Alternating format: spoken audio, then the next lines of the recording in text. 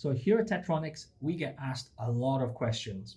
One of the most popular questions is, how do you measure current with an oscilloscope? So typically oscilloscopes are set up to measure voltage versus time. Well, you can actually use two methods to measure current. Method one, which is via channel 1, is actually measuring the voltage drop across a shunt resistor on my board here. I've changed a few of the settings from standard. Firstly, I've lowered the bandwidth to reduce any system noise.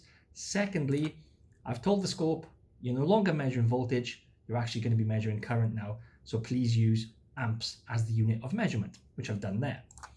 And as you can see on my measurement badge, I've got about 1.9 amps peak to peak. Method 2, which is via channel 2, is actually making use of a current probe, a dedicated probe designed and made to measure current. Some probes can measure DC and AC, some can only measure AC. This particular one can actually measure both, and up to a maximum frequency of 120 megahertz. Very useful. This measurement is giving me 1.8 amps, so relatively close to what the voltage drop across the shunt resistor is displaying. So there you have it, two methods on how to measure current with an oscilloscope. Thanks.